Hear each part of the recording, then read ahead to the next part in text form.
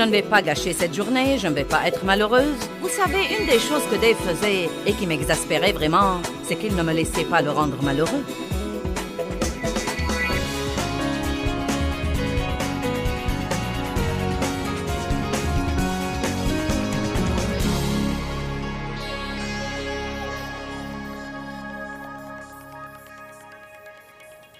Nous parlons ce week-end du remède contre le stress. C'est en fait apprendre à entrer dans le repos de Dieu. Et quand nous parlons du repos de Dieu, il ne s'agit pas d'un repos après le travail, mais d'être capable de se reposer en Dieu, quel que soit ce que vous faites, d'entrer dans le repos de Dieu. Je peux littéralement soit gérer ce ministère pendant que mon âme est en vacances, soit le gérer en m'inquiétant de tout et en m'inquiétant de ceci, et en essayant de comprendre cela et en me vexant de quelque chose d'autre. Et tout ce que je vais faire, c'est de me rendre malheureuse. Vous pouvez élever vos enfants pendant que votre âme est en vacances si vous vous fiez à Dieu, pour qu'il vous mène pendant que vous les menez. Nous ne devons pas être si stressés et vexés tout le temps si nous apprenons à entrer dans le repos de Dieu. Quand Dieu a fini son travail, le 7e jour, il s'est reposé. Quand il s'est reposé, il a créé ce qu'on appelle le repos du sabbat, qui est toujours disponible pour nous aujourd'hui. Hébreux chapitre 3 dit que ceux qui ont cru sont entrés dans le repos de Dieu. Et par-dessus tout, nous devons nous efforcer avec zèle d'entrer et de trouver ce repos. L'essentiel, c'est que la vie ne vaut pas la peine d'être vécue si vous allez être vexé et frustré tout le temps et si épuisé du stress que vous pouvez à peine tenir debout. Le stress aujourd'hui est une industrie de plus d'1 milliard de dollars. Les gens ont des maux de tête, de dos et toutes sortes de problèmes de santé et d'hypertension et des choses incroyables. Ils sont ronchons et difficiles à vivre, et furieux et frustrés et ne jouissent pas de leur vie. Et ça déchire les mariages pour la simple raison que les gens ne savent pas faire confiance à Dieu et entrer dans son repos. Eh bien, je veux vous parler ce soir de 4 mots très intéressants que nous trouvons dans la Bible et je crois que vous allez vraiment en profiter. Ces mots sont s'asseoir, se lever, marcher et courir. S'asseoir veut dire apprendre à entrer dans le repos de Dieu. Se lever veut dire résister au diable. Marcher veut dire apprendre à marcher avec Dieu, à marcher dans l'amour, marcher par la foi. La Bible nous dit de marcher dans plusieurs choses. Et courir veut dire faire notre course. Nous courons pour gagner. Mais Ésaïe 40 dit que nous pouvons courir sans nous lasser et que nous pouvons marcher sans nous fatiguer. Eh bien, la chose intéressante que j'ai découverte en ce qui concerne ces 4 mots quand Dieu me l'a fait comprendre il y a 3 ans, c'est que si vous regardez un bébé, nous avons un petit-fils de 8 mois et il est sur le point de ramper. Et en réalité, nous sommes ravis de le voir faire des progrès dans les choses qu'il fait. Maintenant, il peut s'asseoir. Il ne se tient pas debout, se tenir debout viendra par après. Et ensuite, il commencera à marcher.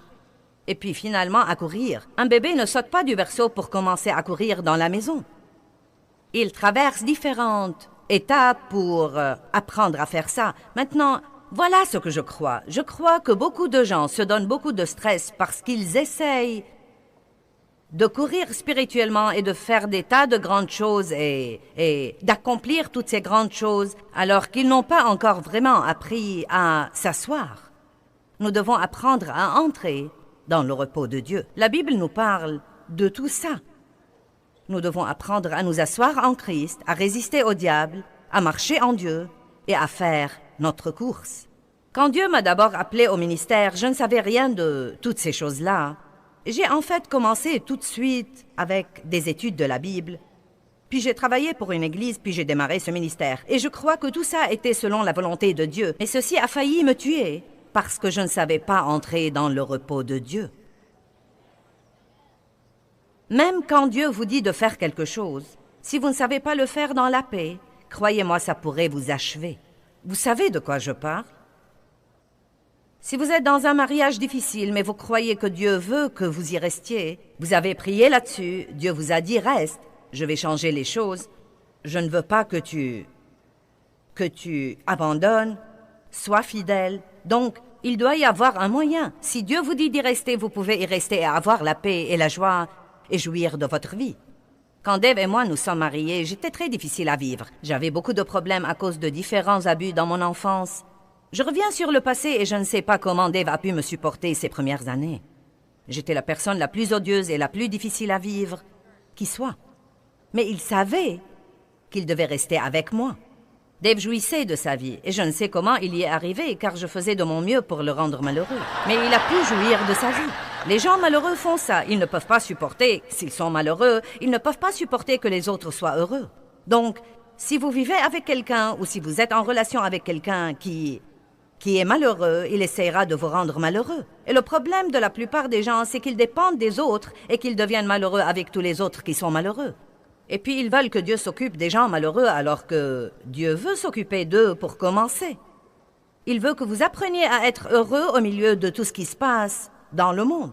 Il veut que vous soyez là et que vous traversiez ce que les autres traversent et pourtant que votre âme soit en vacances. Il veut que vous appreniez à vous asseoir, à vous détendre, à mettre vos lunettes de soleil pour que le soleil de la justice ne soit pas trop accablant, à vous éventer, à boire un petit quelque chose, à jouir de la vie. Les choses ne sont pas bonnes dans ma relation avec mon conjoint, mais vous savez quoi? C'est le problème de Dieu, ce n'est pas mon problème. Je vais rester assise en lui. Je ne vais pas gâcher cette journée, je ne vais pas être malheureuse. Vous savez, une des choses que Dave faisait et qui m'exaspérait vraiment, c'est qu'il ne me laissait pas le rendre malheureux. Quoi que je fasse, il restait heureux. Il continuait à jouir de sa vie. Mais vous savez quoi? Ça s'est avéré être un grand témoignage pour moi et ça m'a amené à désirer la stabilité que j'ai vue en lui. Les gens qui vous irritent doivent voir que vous êtes réellement stable. Est-ce clair? Nous pouvons prêcher Jésus aux gens, mais ils ont besoin de voir Jésus. Prêcher sans montrer ne sert pas à grand-chose. Il amène les gens à penser que nous sommes des hypocrites et nous avons tous besoin de la stabilité. Nous devons être capables de rester calmes et tranquilles, advienne que pourra. Nous voulons toujours que tous les problèmes s'en aillent, mais Dieu veut nous changer. Donc, après 32 ans d'expérience avec Dieu, je cours maintenant. Je suis sur la voie rapide de la vie et croyez-moi, je ne sens aucune pression. Je ne sens vraiment aucune pression. En fait, je pense et je me dis, comment se fait-il que je ne suis pas morte? Non, mais quand je revois mon calendrier des 5 dernières années, je me dis, c'est vraiment fou. Personne ne peut faire ça. Et vous savez quoi? Je ne suis pas stressée. Je suis en bonne santé. Je suis en forme. J'ai le temps de m'exercer 3 fois par semaine. Nous nous aimons, Dave et moi, nous nous aimons plus que jamais. J'ai l'occasion de voir mes petits-enfants et de vivre avec mes enfants. Et au milieu de tout cela, j'aide des tas de gens sur la surface du globe. Mais maintenant, voilà la chose que je veux que vous compreniez. Avant de savoir ce que je sais maintenant, j'avais plus de stress en enseignant une étude de Bible 1 fois par semaine à 25 personnes.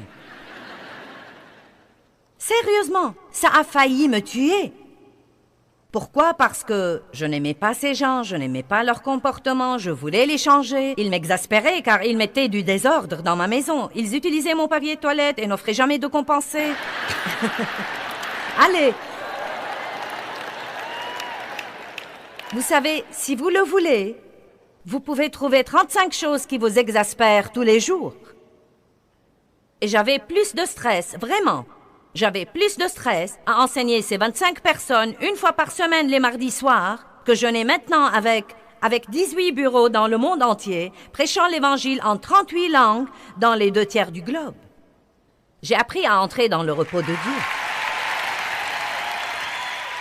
Donc, êtes-vous prêts pour une bonne leçon?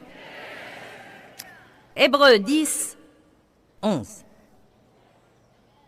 De plus, tout sacrificateur humain se tient debout devant son autel, faisant le service chaque jour et offrant souvent les mêmes sacrifices, qui ne peuvent jamais enlever les péchés, qui nous enveloppent de tous les côtés et les ôter. Mais celui-ci, le Christ, après avoir offert un seul sacrifice pour nos péchés, qui sera efficace à jamais. Si vous étiez là ce matin, nous avons étudié les mots tout de la Bible. Maintenant faites attention, il s'est assis à la droite de Dieu, attendant désormais que ses ennemis soient devenus son marchepied. Maintenant, vous savez quoi? Combien de fois est-ce que nous lisons dans la Bible qu'il est assis dans les lieux célestes? Le Christ est assis à la droite du Père.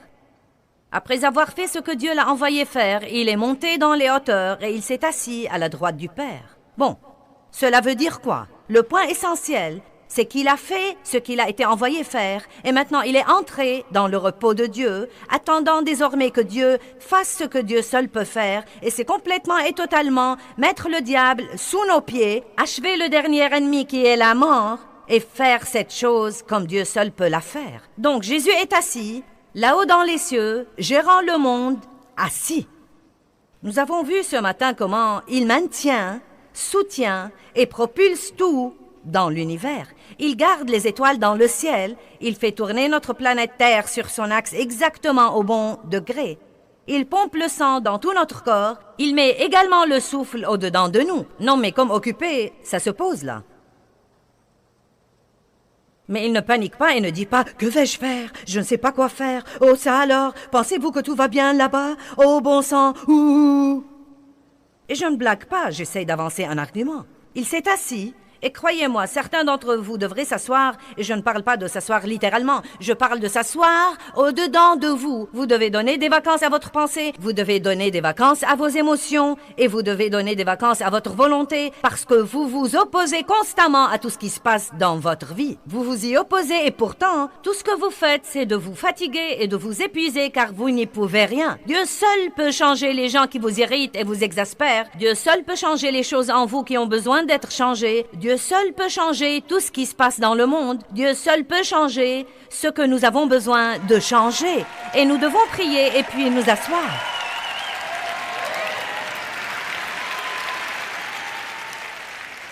Et quand ces petits démons que le diable envoie viennent s'asseoir sur vos épaules tous les jours et qu'ils vous crient dans les oreilles « Que vas-tu faire? Que vas-tu faire? Que vas-tu faire ?» Répondez rien, je suis en vacances. Et je ne fais rien quand je suis en vacances. Est-ce que vous comprenez ce que je dis? Combien d'entre vous pensent que votre âme a besoin de vacances? Nous prenons parfois 2 jours de congé du travail pour rester à la maison et comprendre nos problèmes.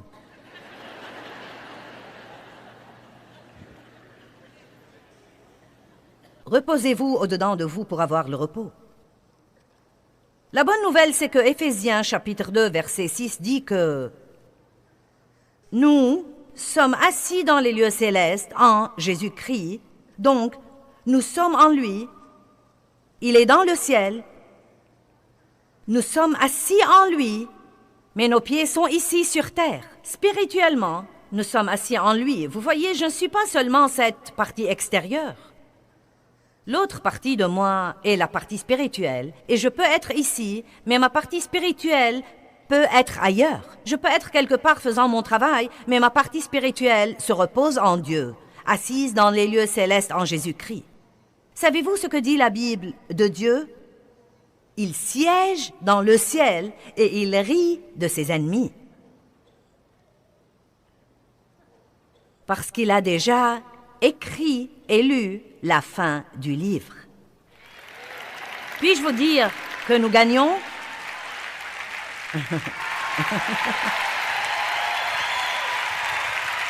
Tout est accompli. Et nous gagnons. Nous sommes légalement et de par notre position assis dans les lieux célestes en Jésus-Christ. Vous savez, un des plus grands problèmes que nous avons, c'est que nous ne savons pas où se termine notre rôle et où commence le rôle de Dieu. Vous voyez, la Bible dit que quand Jésus est monté dans les hauteurs, il est venu du ciel, il a payé nos péchés, il a fait des disciples de ces 12 hommes qui ont porté l'Évangile au monde, il est allé à la croix, il a payé nos péchés, il est mort. Pendant ces 3 jours, il est allé en enfer, il a enlevé à Satan les clés de l'enfer. Il est revenu, a passé 40 jours ici-bas, il est apparu à différentes personnes. Il est monté dans les hauteurs, et il s'est assis. Pourquoi s'est-il assis? Parce qu'il savait qu'il avait fini. Maintenant, Dieu a pris le contrôle. Et vous savez quoi? Il y a tellement de choses que nous pouvons faire, et nous devons faire ce que nous pouvons faire. Je peux parler à quelqu'un et je peux lui dire, tu sais quoi, tu cours au désastre avec ton style de vie, ça ne te sert à rien. S'il te plaît, tu dois changer, accompagnement à l'église. Mais s'il s'y oppose carrément, vous feriez aussi bien d'aller vous asseoir. Spirituellement, vous feriez aussi bien de vous asseoir et de dire, eh bien Dieu, je n'y peux rien. Nous devons savoir quand nous avons fini et savoir quand nous devons reculer. La Bible dit, déchargez-vous sur lui de tous vos soucis, car lui-même prend soin de vous. Nous devons prier à propos des choses. Et si nous n'y pouvons rien, certainement que Dieu peut faire quelque chose et la façon de demander à Dieu de faire quelque chose, c'est de prier. Vous savez quoi? J'étudie sur la prière, car j'essaye toujours de m'enfoncer dans la tête à quel point la prière est forte et puissante et que la prière devrait être ma première ligne de défense contre tout, parce que je suis une femme d'action. Avons-nous des gens d'action ici? Et vous savez, je suis le genre qui veut tout réparer et sauver et améliorer. Mais croyez-moi, je m'épuise parfois en essayant de réparer tout le monde et de sauver l'univers. Et puis je finis par ronchonner et murmurer et me plaindre de tout ce que je fais tout le temps. Et j'essaye d'apprendre à prier et apprendre à m'asseoir. Peiner dans la chair ne produit aucun fruit. Donc la première chose que nous devons apprendre à faire, c'est de nous asseoir. Combien d'entre vous croient qu'ils doivent apprendre à se reposer en Dieu? Nous ne sommes pas assis quand nous nous inquiétons et quand nous essayons de comprendre des choses dont Dieu seul détient la réponse. Nous ne sommes pas assis quand nous sommes frustrés et que nous luttons. J'ai lutté tant d'années avec moi-même. Oh, vraiment, j'ai lutté terriblement avec moi-même, en essayant de me changer, en essayant de changer Dave, de changer mes enfants et d'agrandir mon ministère. J'ai essayé et essayé et essayé jusqu'à en mourir. Quelle est la chose que vous essayez de faire et qui ne marche pas? À quel point êtes-vous frustré car vous continuez à tourner autour de la même montagne et que quoi que vous fassiez, absolument rien ne change? La chose la plus stressante au monde, c'est de passer votre temps à essayer de faire quelque chose à propos de quelque chose alors que vous n'y pouvez rien. Certains d'entre vous ont besoin d'être délivrés. Votre âme doit prendre ses vacances. Après que nous apprenions finalement à nous asseoir, et cela doit être enraciné en nous, parce que les 3 étapes suivantes, bien que vous appreniez à résister à l'ennemi, il y a des moments où vous êtes debout alors que vous devez reculer et vous asseoir. Je ne pense pas que nous pourrions jamais vaincre le diable. Nous devons savoir comment faire la guerre spirituelle. Nous avons un ennemi, nous devons savoir venir contre lui. Mais je ne pense pas que nous puissions le faire à moins de le faire en étant assis en Dieu. Vous voyez, voilà le grand problème. Quand je suis entrée dans une relation sérieuse avec Dieu et que j'ai commencé à apprendre toutes sortes de choses, je ne les ai vraiment pas apprises dans l'ordre qu'il faut. Et le problème, c'est que comme chrétiens, nous avons des tas de choses disponibles pour nous et que nous apprenons toutes sortes de choses. Mais si nous ne les apprenons pas dans l'ordre qu'il faut, nous serons un gâchis frustré. Par exemple, une des premières choses que vous devez apprendre, et vous n'avez pas besoin d'aller plus loin jusqu'à ce que vous y soyez enraciné et fondé, c'est que Dieu vous aime et qu'il vous aime inconditionnellement. Et il n'y a rien que vous puissiez faire pour l'amener à ne pas vous aimer. Et l'amour de Dieu est tout autour de vous, tout le temps. Et la Bible dit que nous devons apprendre à en prendre conscience. Pourquoi devons-nous apprendre à recevoir des mégadoses de la parole de Dieu? Parce qu'elle guérit nos âmes blessées. Elle guérit nos personnalités. Elle nous procure la sécurité. Elle nous donne la confiance. Et elle nous permet de vivre sans peur. Nous devons connaître l'amour de Dieu. Mais il y a des gens qui gèrent des ministères mondiaux et qui ne savent pas encore que Dieu les aime. Et ils sont fanats de toutes sortes d'œuvres pour essayer de prouver qu'ils ont une valeur pour amener Dieu à les aimer en fonction de ce qu'ils font. C'est la première chose que vous devez apprendre. Et même si ça vous prend 5 ans, vous ne devez pas essayer d'aller plus loin jusqu'à ce que vous l'appreniez, car la Bible dit que nous devons être enracinés et fondés dans l'amour de Dieu et être si convaincus de l'amour de Dieu que rien ne peut nous en séparer. La deuxième chose que nous devons apprendre à faire, c'est de nous aimer nous-mêmes. Vous ne pouvez pas aimer les autres si vous ne savez pas vous aimer vous-même. J'écoutais des messages sur l'amour, j'allais à l'église, j'allais au séminaire, j'allais à des séminaires sur la prière, j'allais à des séminaires sur la guerre spirituelle. Non, mais j'ai appris à lier et à délier, j'ai appris à réprimer, j'ai appris à jeûner pour la guerre spirituelle. Bref, j'ai appris toutes sortes de choses. Et donc me voilà, je ne savais rien sur l'amour de Dieu. Je n'avais pas de vraie confiance. Je manquais d'assurance. J'avais tout ce gâchis qui se déroulait derrière les portes fermées. J'allais à l'église, mais je me disputais avec Dave tout le temps. J'avais une mauvaise attitude. Je ne marchais pas dans l'esprit. Mais je disais, je te réprime, diable, j'ai de l'autorité sur toi. Pour qui te prends-tu? Tu ne vas pas me bousculer, je suis une enfant de Dieu.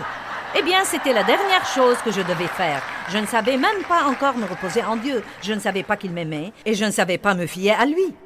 Combien d'entre vous voient où je vais avec ça? J'ai écouté des messages sur la marche dans l'amour et que nous devons aimer les autres et sur le fruit de l'esprit et j'ai fait de gros efforts pour aimer les autres. Et croyez-moi, j'ai essayé d'aimer les autres. Et plus j'essayais, plus je ne pouvais pas les supporter.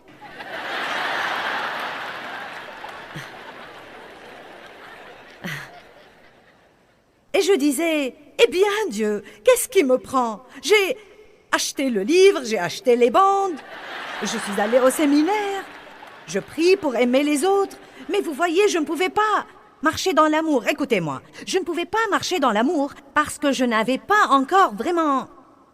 Je croyais mentalement que Dieu m'aimait, mais je n'avais jamais vraiment reçu cet amour pour moi-même et laissé cet amour me guérir. Je ne m'aimais pas.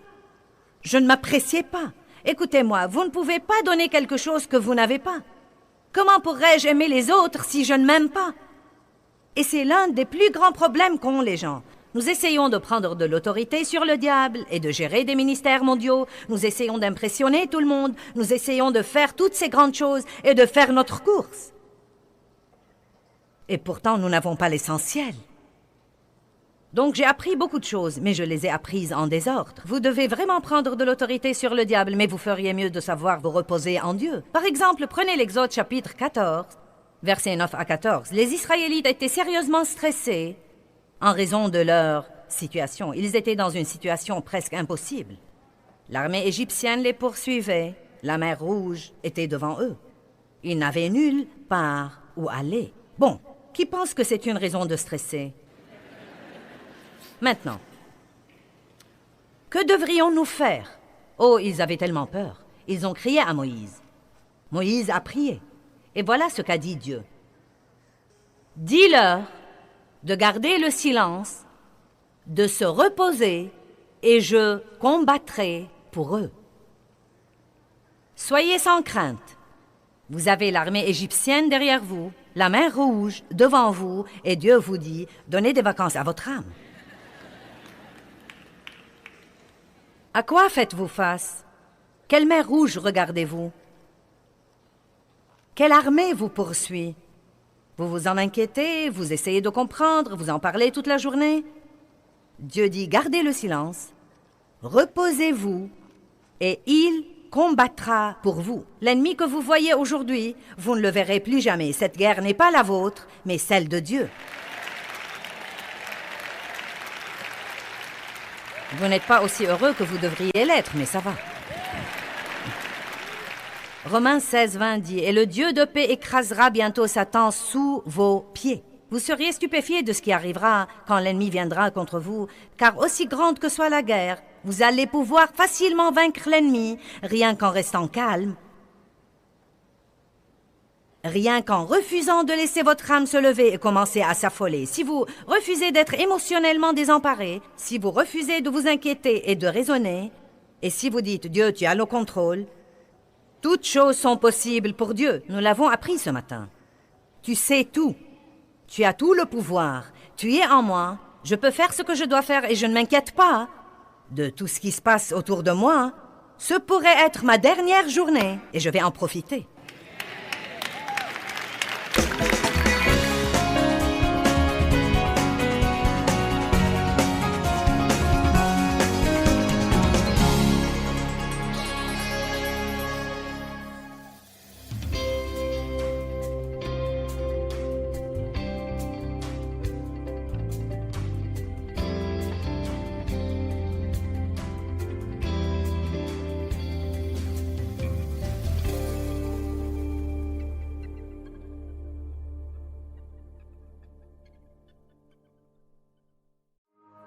Ce programme est financé par les amis et partenaires du ministère de Joyce Meyer. C'est le moment où vous devez prendre la décision de continuer avec Dieu et d'obéir à Dieu. C'est le jour de prendre la décision de pardonner. C'est le jour d'être plein d'espérance et de croire que quelque chose de bien peut arriver avec vous.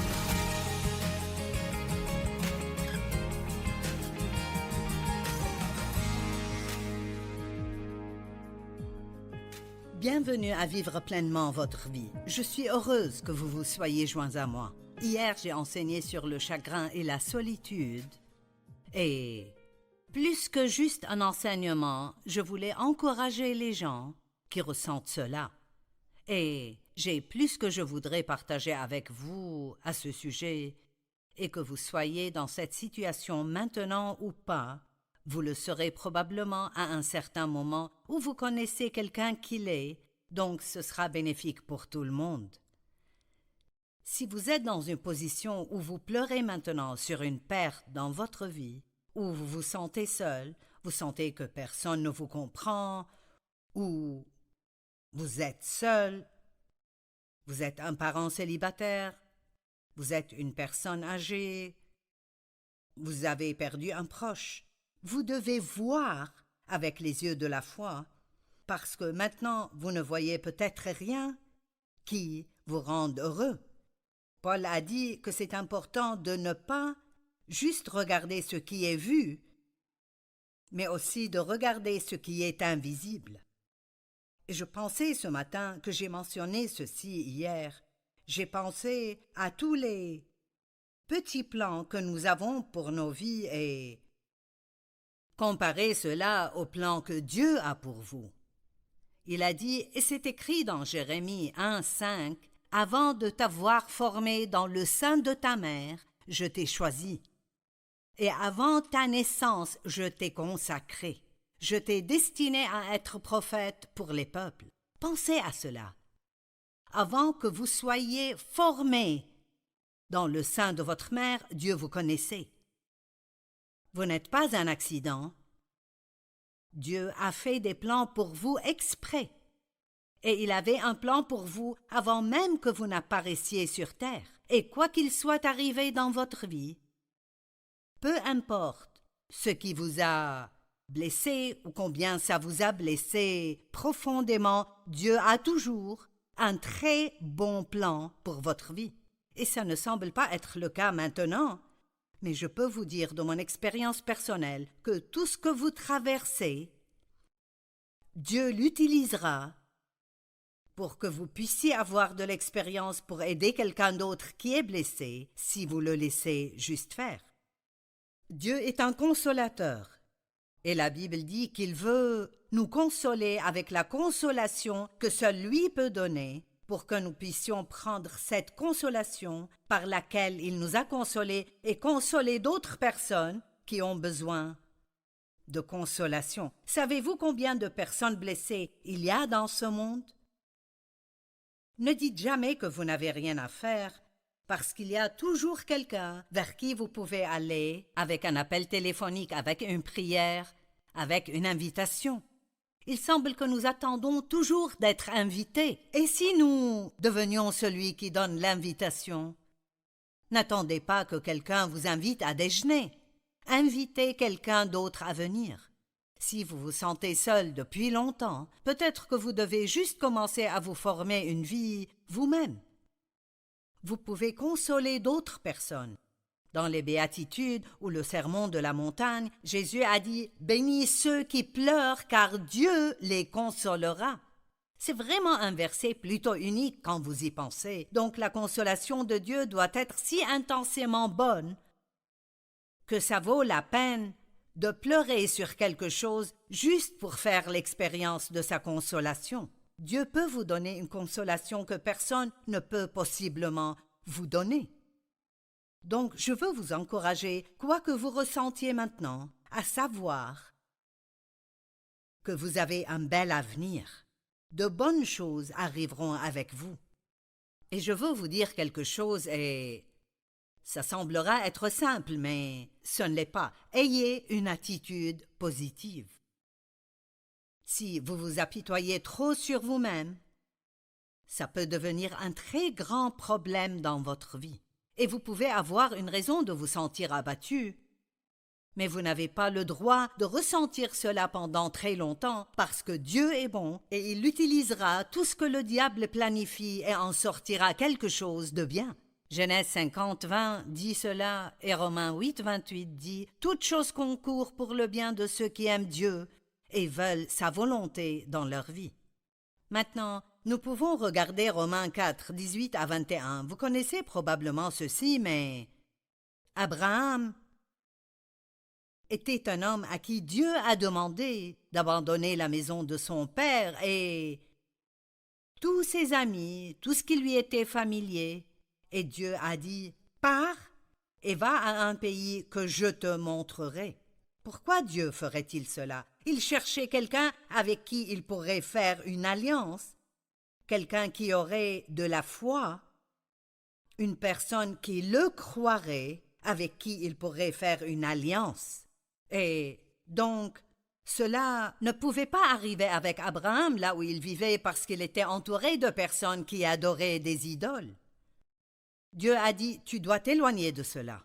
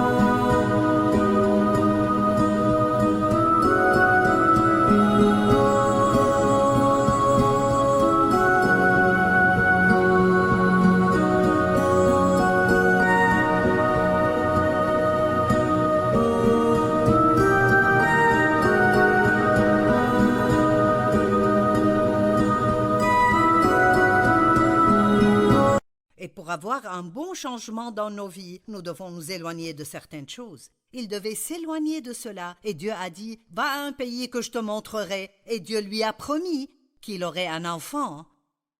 Mais comme les années passaient, Abraham a eu 100 ans, Sarah avait 90 ans, et ils avaient dépassé l'âge d'avoir des enfants. Mais Dieu a dit, je te donnerai un enfant.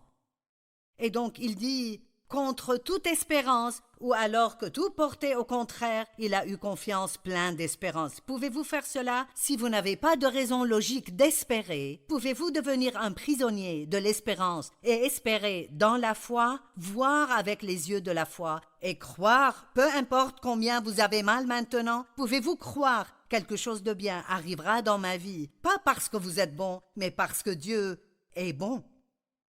Il dit, et sans faiblir dans la foi. Il ne considéra point que son corps était déjà usé, puisqu'il avait près de 100 ans et que Sarah avait les entrailles mortes. Il ne douta point par incrédulité.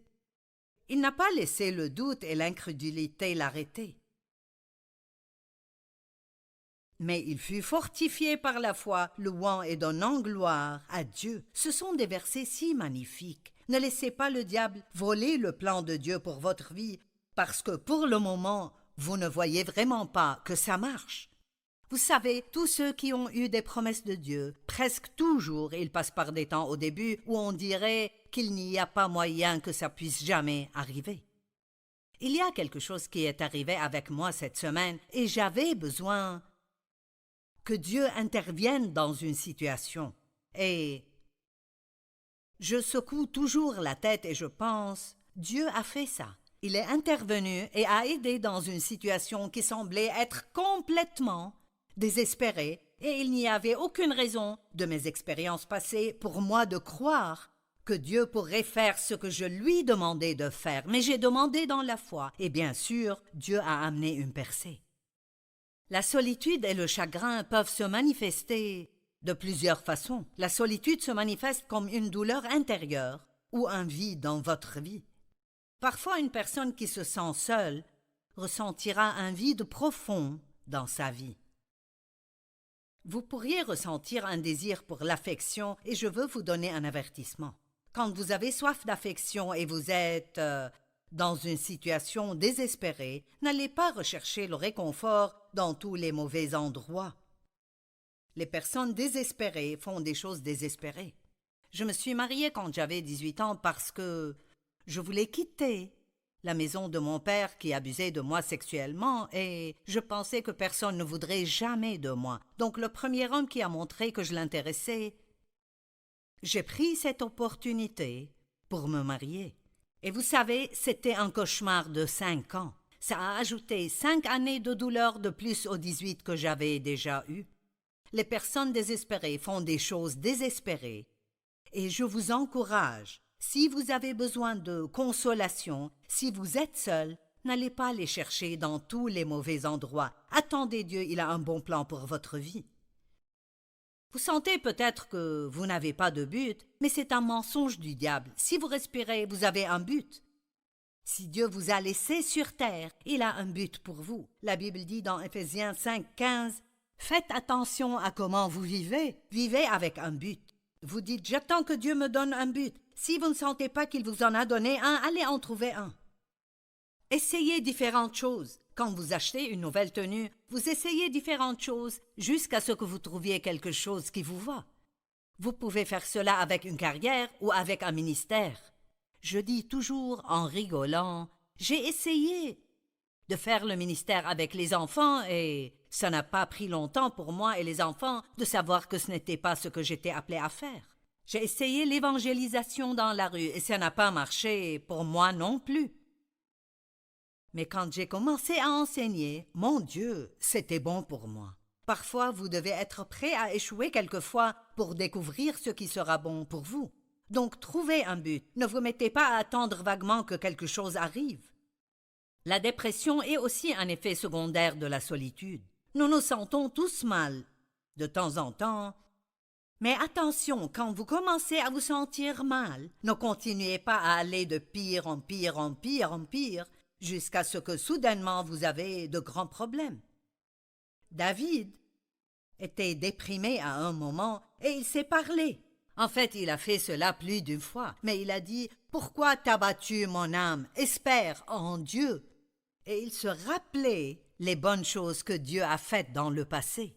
Si vous êtes dans une situation difficile et désespérée maintenant, si vous avez perdu un proche et vous sentez que vous ne pouvez juste pas continuer, il y a eu des temps dans ma vie où j'avais tellement mal que tout ce que je pouvais faire était de sortir du lit et de juste mettre un pied devant l'autre et espérer que Dieu me dirige vers un endroit où je dois être. Mais peu importe combien les choses semblent être mauvaises, ce n'est pas la fin. Ceci pourrait être un nouveau commencement pour vous. Vous devez croire que quelque chose de bien peut arriver avec vous. Pourquoi t'as battu, ô mon âme? Espère en Dieu. Il y avait toutes sortes de personnes dans la Bible. Et ce sont là les personnes que nous regardons comme exemple. Ce livre n'est pas plein de personnes qui sont juste nées avec une cuillère en argent dans la bouche et qui n'ont jamais rien traversé. Ce sont des personnes qui ont été blessées dans leur vie. Ils ont été victimes d'injustice. Et ils ont cru en Dieu. Ils ont cru en les promesses de Dieu. Et ont espéré quand ils n'avaient aucune raison d'espérer. Et ils ont vu de grandes choses puissantes arriver à travers eux. David a été oint comme roi, Mais pendant des années, il a dû se cacher de Saül dans des caves. Il ne semblait vraiment pas qu'il allait être roi, mais sûrement il est devenu roi. Je vous ai déjà parlé d'Abraham et de comment il s'était senti quand Dieu a dit « Abandonne tout et pars vers un pays que je te montrerai ». Dieu n'a même pas pris la peine de lui dire où il devait aller. Il lui a juste dit d'aller. Quand Dieu m'a appelé et a dit « Prends ton ministère et va vers le nord, le sud, l'est et l'ouest », je me rappelle le jour où je suis sortie de ce bâtiment d'église et j'avais une calculatrice et de petites choses qui étaient sur mon bureau. Et une partie de moi était si enthousiaste, mais une autre partie se sentait si seule. Personne ne me connaissait au nord, au sud, à l'est et à l'ouest, et tout le monde s'en fichait. Mais si j'étais restée à l'église à cause de la peur et je n'avais pas suivi ce que Dieu me disait au cœur, et j'ai passé plusieurs années solitaires après cela parce que ma vie n'était pas aussi pleine de gens qu'elle l'était. Vous passerez peut-être par des temps de solitude si Dieu vous appelle pour un but plus élevé. Je crois que beaucoup des choses que j'ai traversées dans ma vie ont été permises uniquement parce que Dieu voulait que je puisse partager la parole avec vous avec compassion au lieu de juste dire des théories sur ce que la parole dit. Mais pour pouvoir vous en parler, j'ai vécu cela et je sais que ça marche. Les promesses de Dieu sont réelles et elles sont vraies et elles sont là pour quiconque croira. Dieu n'a pas de favoritisme. Tout le monde est son favori. Vous et moi sommes les favoris de Dieu et il a toujours un bon plan pour notre vie. La Bible est pleine de gens. Voyons donc Esther. Elle a dû faire quelque chose qui aurait pu lui coûter sa vie. Elle a été appelée à aller dans le harem du roi, quelque chose qui serait juste tragique pour une jeune fille juive. Il suivait des directives strictes concernant les situations sexuelles et elle était appelée à aller et se mettre dans une position où elle pouvait sauver une nation, mais elle devait prendre un risque pour avoir le miracle qu'elle a eu dans sa vie. Elle devait laisser tout ce qu'elle a et aller faire quelque chose sans vraiment savoir exactement ce que ce serait. Et qu'en est-il de Anne qui était sans enfant? Les gens qui n'ont jamais pu avoir d'enfants, peut-être s'ils ont eu plusieurs fausses couches, imaginez ce qu'ils ressentiraient s'ils étaient avec tous ces gens qui ont des bébés. Eh bien, Anne a dû passer par ça, mais après Dieu lui a donné un enfant et lui a demandé de donner cet enfant au Seigneur et ensuite il lui a donné plus et plus d'enfants après cela. Moïse devait se sentir seul. Il a grandi dans le palais et avait tout ce qu'il pourrait possiblement vouloir, mais il savait qu'il était en fait un Israélite et les Israélites étaient opprimés dans l'esclavage en Égypte et un désir a grandi en lui pour les aider. Il a senti que Dieu l'appelait à les délivrer. Et donc, il a commencé à essayer de les aider et au lieu d'être heureux, ils se sont tournés contre lui et il a fini par passer 40 ans dans le désert. Dieu a mis un rêve dans son cœur d'aider les gens et il finit dans le désert pendant 40 ans. Eh bien, qu'est-ce qui se passe ici? C'est là qu'il a reçu son entraînement pour son appel. Nous oublions cela parfois. Nous pensons que quand Dieu nous appelle à faire quelque chose, ça vient rapidement. Non, vous devez avoir de l'expérience. Dieu veut des personnes avec de l'expérience. Et ce que vous traversez maintenant, vous pouvez le laisser vous dévaster et être la fin de tout, et vous pouvez finir avec une attitude amère à vous apitoyer sur vous-même et à blâmer tout le monde pour votre mauvaise vie, ou vous pouvez décider « ceci va m'améliorer ». Dieu prend la douleur que je traverse et utilise-la pour aider quelqu'un d'autre dans ma vie. Mon Dieu, si nous voulons parler de Joseph, ça prendrait le reste du temps que j'ai ici aujourd'hui. Voici un jeune homme qui a eu un rêve et qui ne savait pas ce que le rêve signifiait. Ses frères étaient jaloux de lui et ils l'ont vendu à des vendeurs d'esclaves et ont dit à son père qu'un animal l'a tué. Il faisait toujours la bonne chose et obtenait un mauvais résultat. Il faisait toujours la bonne chose pour un mauvais résultat. Mais éventuellement, éventuellement, le temps viendra où Dieu dira « l'entraînement est terminé, c'est le moment pour la promotion ». Et beaucoup d'entre vous sont presque là. Vous ne voulez pas arrêter et abandonner. Vous savez, les crises dans nos vies demandent que nous prenions des décisions. Vous arrivez à un point où vous allez soit vaincre ou être vaincu. Vous allez avancer ou vous allez reculer. Vous allez laisser ce que vous traversez vous rendre meilleur ou amer. Et je crois que l'une des raisons pour lesquelles Dieu m'a mis cela sur le cœur est, numéro 1, d'essayer d'amener la consolation et l'espérance à des personnes qui ont eu une grande perte dans leur vie. Mais une autre raison est de vous implorer à prendre une bonne décision maintenant. Beaucoup d'entre vous sont à un point où vous devez décider. Décider soit de continuer à détester quelqu'un, soit de lui pardonner. Soit d'être amer envers Dieu parce que la vie n'est pas arrivée comme vous pensiez qu'elle arriverait.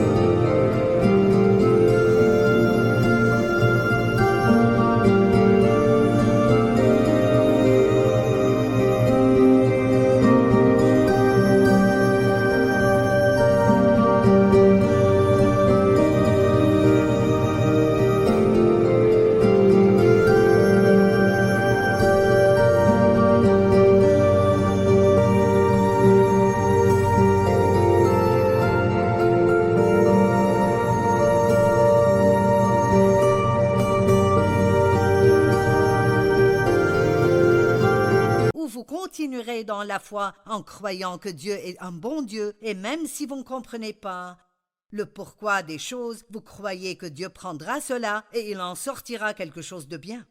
Je sais dans mon cœur que plusieurs d'entre vous sont à un point de décision. Vous êtes à un point de crise, mais vous êtes à un point de décision. Et si vous prenez la bonne décision et vous décidez pour Dieu et pour les façons de Dieu, il fera quelque chose de si merveilleux dans votre vie que vous serez en admiration la bouche bée. Je parlais à mon mari ce matin et nous parlions juste un peu de l'état dans lequel nous étions il y a 45 ans. Je veux dire, oh mon Dieu, nous avions tellement de grands problèmes dans nos vies. Et voilà où nous sommes maintenant. Et Dieu nous disait, si vous me faites confiance un jour, si vous continuez à croire, un jour viendra. Eh bien, maintenant je vis dans ce un jour. Et vous y vivrez aussi si vous gardez confiance en Dieu. Je veux que vous soyez encouragés. En fait, ça me ferait vraiment plaisir si quand ce programme est terminé, vous appelez le bureau et vous dites « Le programme m'a vraiment encouragé aujourd'hui ». Laissez-nous vous envoyer quelques trucs qui vous aideraient à ne pas être submergé par le deuil et la solitude et vous aidera à marcher jusqu'aux côtés de la victoire. Jérémie 29, 11 « Car je connais les projets que j'ai formés sur vous. » Dit l'Éternel, allez, ce verset est pour vous. Je connais les projets que j'ai formés sur vous, projets de paix et non de malheur, afin de vous donner un avenir et de l'espérance. Psaume 27, 14 Attends-toi donc et espère en l'Éternel. Prends courage, fortifie-toi et que ton cœur s'affermisse. Oui, attends-toi donc et espère en l'Éternel. Mon Dieu, si vous passez par quelque chose maintenant et vous pleurez, c'est naturel. Il y a un processus de deuil que vous devez traverser. Et si vous ne le faites pas, ça peut être très mauvais et très malsain pour vous. Mais il y a une différence entre pleurer et laisser un esprit de deuil envahir votre vie. Le mot deuil veut dire détresse mentale profonde due à la perte ou un chagrin profond. Mais comme je l'ai dit avant, la perte peut être un endroit pour recommencer. Ça n'a pas besoin d'être la fin. Une chose se termine, mais c'est pour que quelque chose d'autre puisse commencer après. Le deuil est un processus, et nous devons le traverser, puis aller de l'avant avec les bonnes choses que Dieu a pour notre vie. Dieu a de bonnes choses préparées pour vous. Il y a en fait des phases de deuil qui... c'est bon de juste avoir. Tout d'abord le choc. Si quelque chose de tragique arrive avec vous, peut-être hier vous êtes en état de choc. Mais c'est bien parce que c'est comme des amortisseurs dans la voiture quand vous passez sur un nid de poule. Vous n'avez pas mal parce que vous avez des amortisseurs. Je pensais ce matin à propos d'agents de police qui mettent des gilets pare-balles.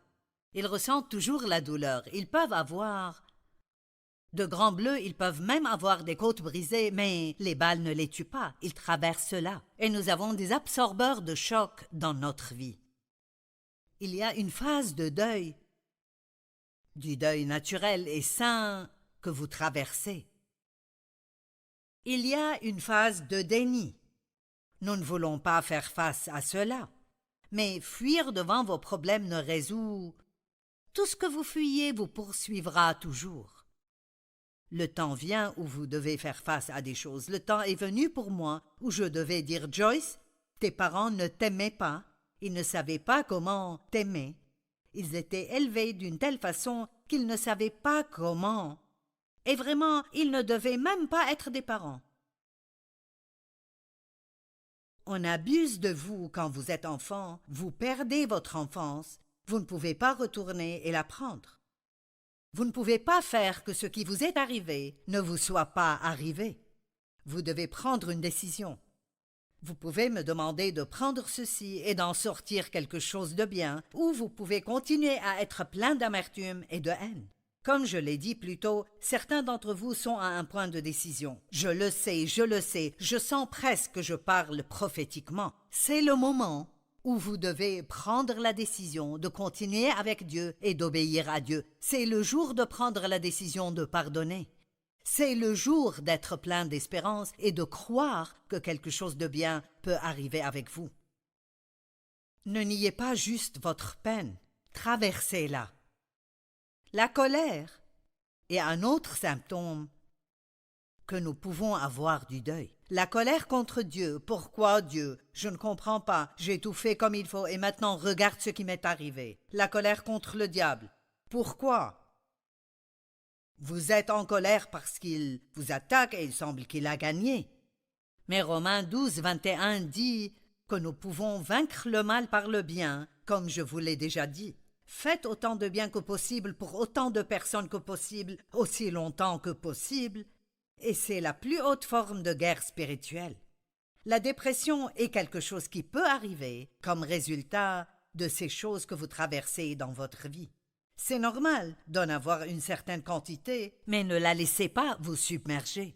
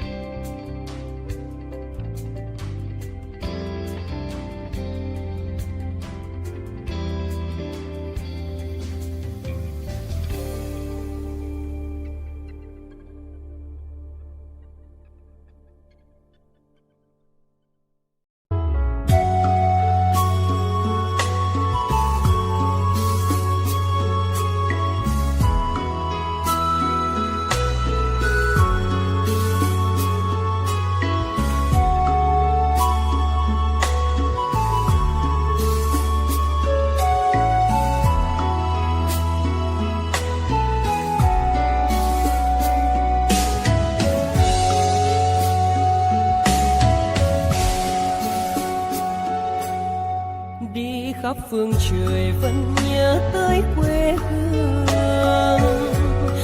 Người về đây thăm làng Trù quê mẹ và làng Sen quê cha, xúc động bồi hồi người rơi giọt lệ, thương mái nhà tranh thương đất mẹ nghèo.